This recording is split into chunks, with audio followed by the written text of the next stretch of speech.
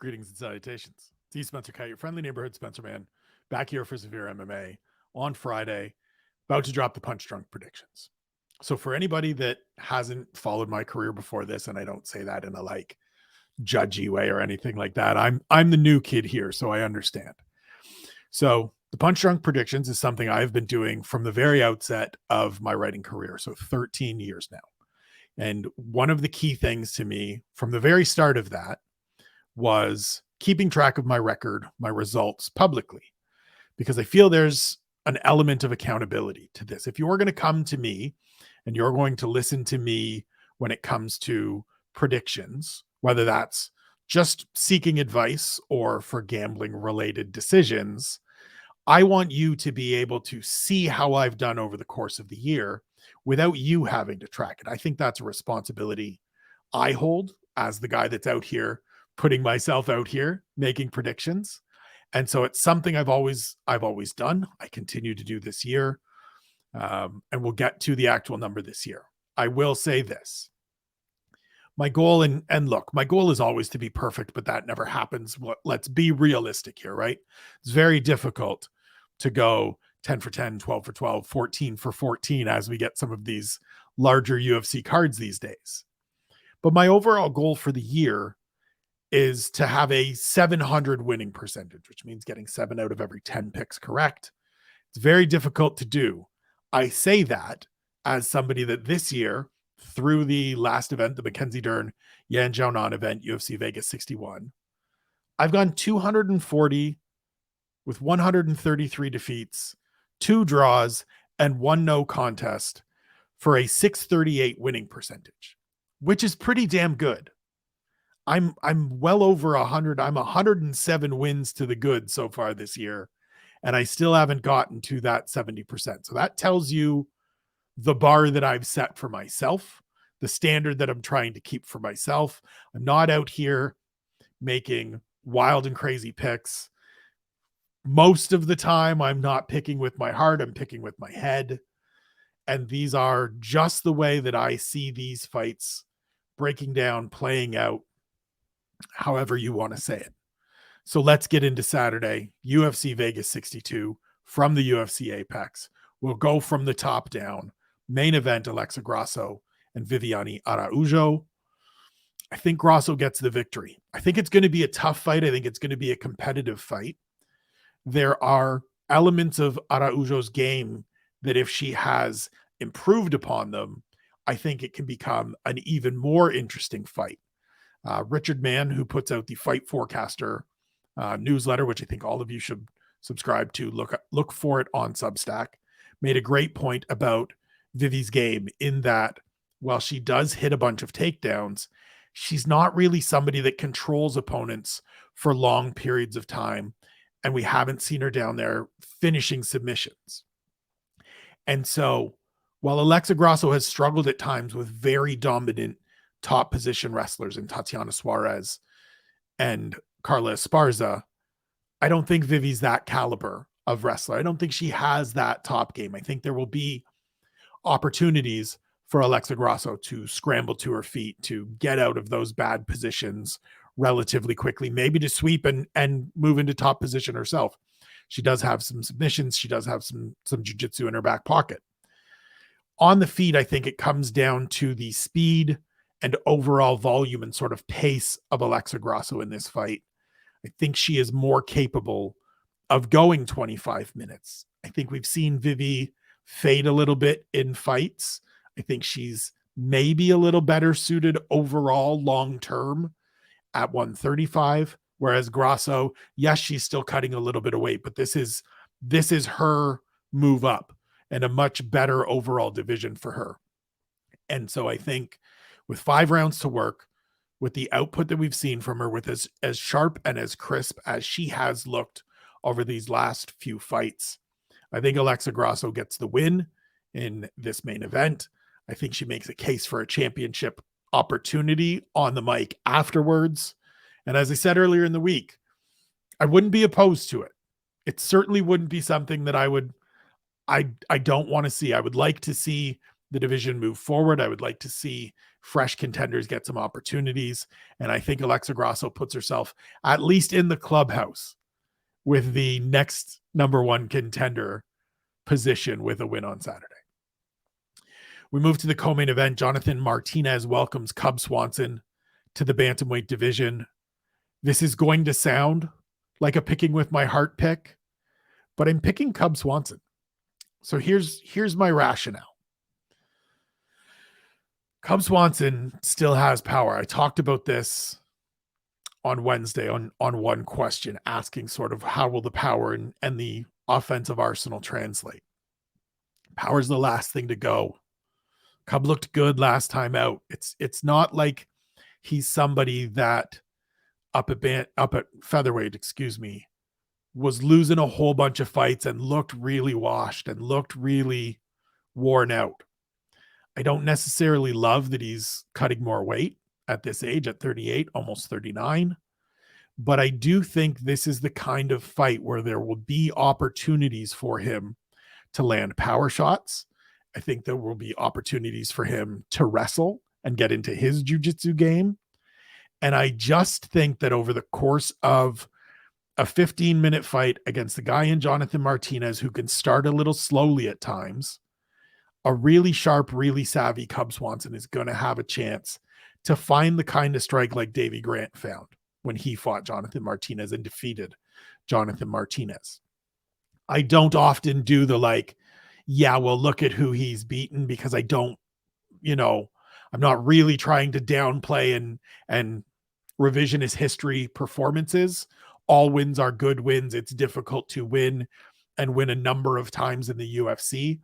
But Jonathan Martinez hasn't beaten anybody with Cub Swanson's level of experience. He hasn't beaten anybody that is ahead of him in the rankings or significantly better than him. And while Cub Swanson may not be either of those things still, I still think this is a pretty even fight in terms of talents, in terms of skills. And I think Cub Swanson goes out and shows people that he's got a little something left down at bantamweight with a victory on Saturday.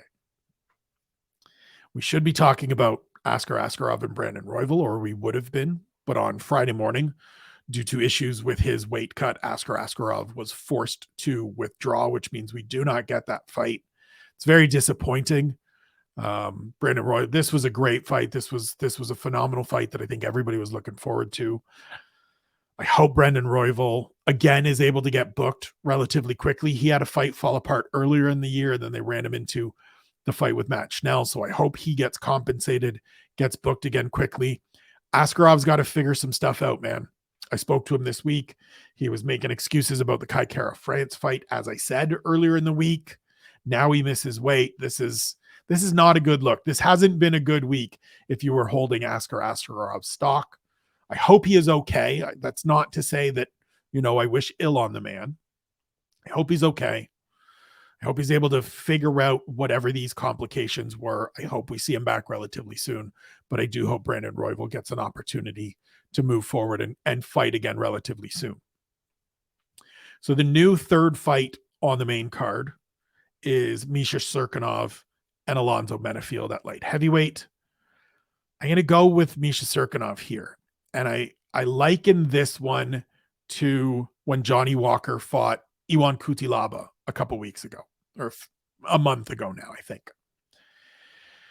So Cutelaba was the favorite. He was coming in off a couple wins. Johnny Walker had looked bad. He'd had a couple losses, but it felt to me like one of those opportunities where we were sort of downplaying a former top 10 fighter, a guy that we were all very high on, or most people were very high on at one point in Johnny Walker, because he had lost to superior competition, right? The losses that he had, although some of them were ugly, and he was coming off the Jamal Hill loss, that's a loss to a guy that's ahead of him in the rankings. That's a top 10 fighter and an established top 10 fighter at that. And Cutelaba isn't that guy, has never been that guy, and wasn't that guy on that night. I think this is very similar. I have a lot of respect for Alonzo Menifield. I've enjoyed watching him progress. I've enjoyed speaking with him over the years. My first piece for Severe was with Saif Saud at Fortis MMA. So I got love for the Fortis MMA crew. But I just think this is a little bit of forgetting what Cirkunov has done in the past, the advantage he has on the ground in terms of the grappling acumen. And I just think that moving back up after a sort of failed mini attempt to move to middleweight, we see a much better version of Misha Cirkunov on Saturday. I like him to go out, work that submission game, get into a takedown, get Alonzo Menifield to the ground, and get a victory. Middleweights, Dusko Todorovic and Jordan Wright, my fight all week that I've been saying, look, I just want to see somebody get knocked out. I am picking Dusko Todorovic to be the hammer. And part of the reason is that he's a little bit better at being the nail. We've seen each of these guys come out throwing bombs, get clipped, go down. We've also seen Dusko Todorovic go the distance once or twice and survive a little bit better. Jordan Wright, every time I think of his fights, every time I think of the defeats, the body language and the reaction to getting hit is just not what I want to see. And listen, I understand nobody likes it. It sucks getting hit. If you haven't been hit, take my word for it. As somebody that grew up being a mouthy, bratty kid that was always looking to get in little scrapes, it sucks being hit. As a younger sibling, I can tell you it sucks being hit. Shout out to my big brother, Pete. And I think Jordan Wright just has that I don't want to be here reaction whenever he does get hit.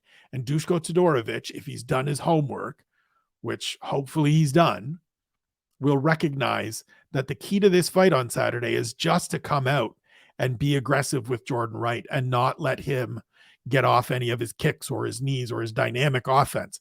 Crowd him, smash on him, bang on him, get him out of there. I like Todorovic to get the victory.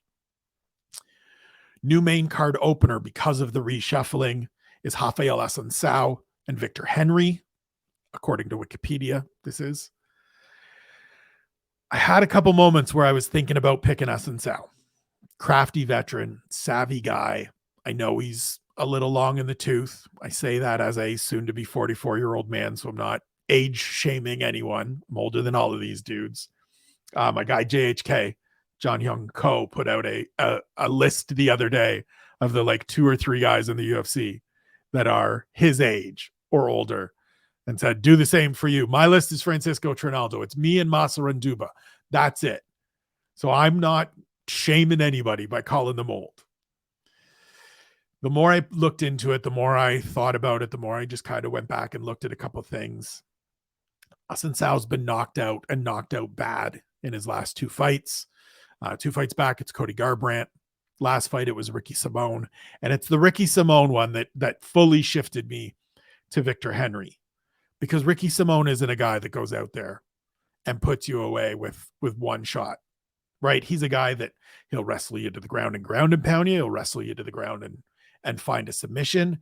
He'll pile up some shots to get you out of there to where you're covering up, but he's not a guy that's just coming out and one hitter quitter. And so when you're starting to take those and you're starting to land on the wrong side of things against guys like that, I can't pick you. As much as I love Raphael Assuncao and thought for a number of years that he was the most underrated guy in this division, the most overlooked guy in this division, I think his time has come. I think his time has passed. I think this is a Victor Henry victory, a second straight win for VW, and then another step up in competition. And we've got another interesting name at bantamweight. That's the main card. I'm going to hit pause here for a second. I'm going to mute for a second, get a little water, and we'll get into the prelims.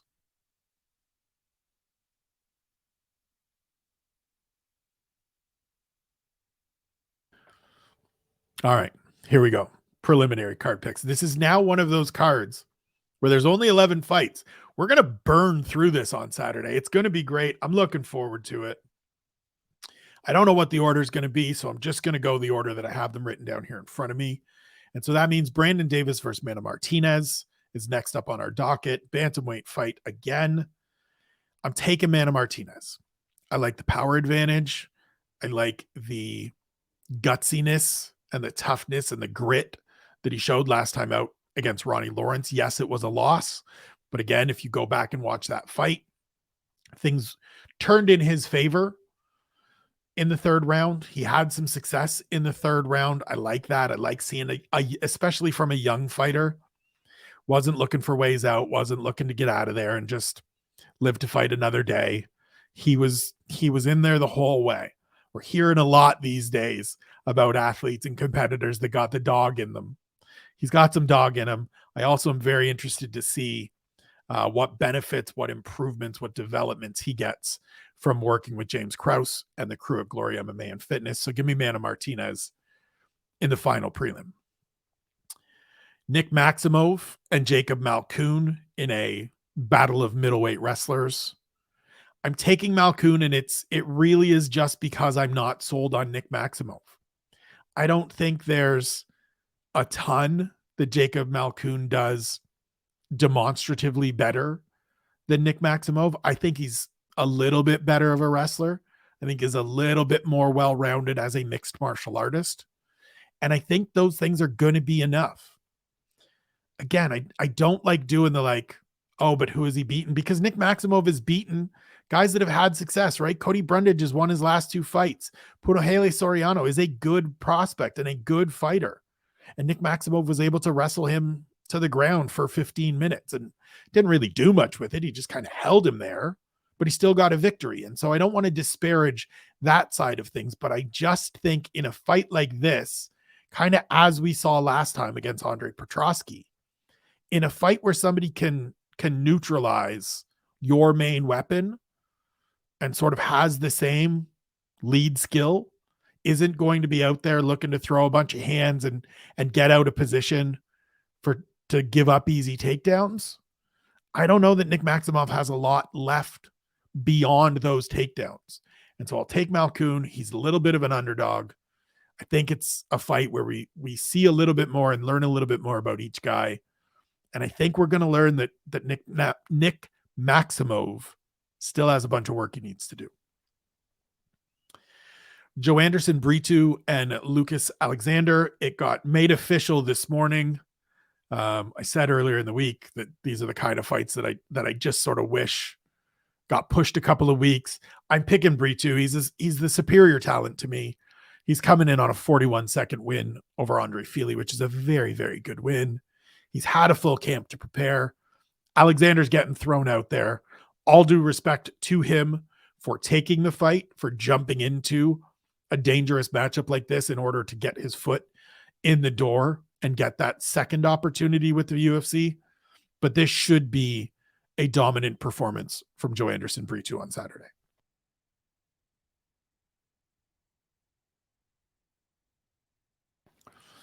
Strawweight fight, Sam Hughes versus Piera Rodriguez. Again, I mentioned earlier, I got a lot of love for the Fortis crew. Got a lot of love for Sam Hughes, but I got to pick against her. I think Piera Rodriguez just has a little bit more power. And the note I have here in front of me is she's just a little bit meaner. There's a mean streak to this woman. If you go and watch her Contender Series fight, if you go and watch her fight against Kay Hansen, there's some sandpaper to Piera Rodriguez. And I think that will be sort of the deciding factor on Saturday, is that she's just a little bit more instantly angry, instantly aggressive. Whereas Sam Hughes kind of needs to build into the fight a little bit more. And so I just think in a good fight, a good quality matchup for each of these women, the little bit more grit, the little bit more griminess of Piera Rodriguez will be able to win out and win her this fight on Saturday. Flyweights, Tatsuro Taira against CJ Vergara. I'm going with Taira. I've been butchering this all week, and it's because I want to try to do it properly. Taira. He looked great in his debut. I don't see any reason that changes in his second fight. I think CJ Vergara is a little bit more well-rounded than Carlos Candelario, will have a little bit more to offer than Carlos Candelario did earlier this year. But I think the former Shooto flyweight champ is just the superior fighter. I think he's in that stage at 22 where we're going to see reasonable moments of growth between each fight. We're going to see it's going to be more noticeable than maybe it is with fighters that are a little bit older, because I just think he's going to really benefit and really grow and flourish because of these opportunities he's getting in the UFC and training at a higher level and competing at a higher level. I think he moves to 2-0 in the UFC. He remains undefeated. He becomes another guy to watch in the flyweight division, and we move forward from there. Last up, Mike Jackson versus Pete Rodriguez. Look, man, I can't pick Mike Jackson. I'm so interested to see this fight because of Mike Jackson, the agent of chaos, the guy with the weirdest UFC career to date. But even against Jack Della Maddalena, Pete Rodriguez was landing some good shots. And if he lands them on Mike Jackson, who's going to have a bit of an edge in terms of height and reach and things like that, but, you know, doesn't use it the way he necessarily should. If Pete Rodriguez lands some of those shots on Mike Jackson, this is done. Dean Barry had Mike Jackson hurt before he gouged his eyes out and got disqualified. Pete Rodriguez, for as much as he got beat up in his debut, short notice debut against Della, he should be able to go out there and beat Mike Jackson on Saturday. That's it for the predictions. That's it for this week. I will be here. We will talk about this a little bit on Sunday as the boys will talk about it, hopefully, a little bit on Sunday. I got to tap out this weekend for the next day takeaways. I am entrusting it to Harry Powell and Ian O'Neill. They will do a kick-ass job on Sunday. I'm sure of it. I will be back here very shortly with the UFC Vegas 62. So you want to make a bet show where we go through some betting selections. But for now, thank you for watching. Thank you for listening. Hit the subscribe button. Follow Severe on all social platforms. Follow me on Twitter at Spencer Kyte and Instagram at Spencer Kyte. Take care of yourselves. Take care of one another. We'll speak soon.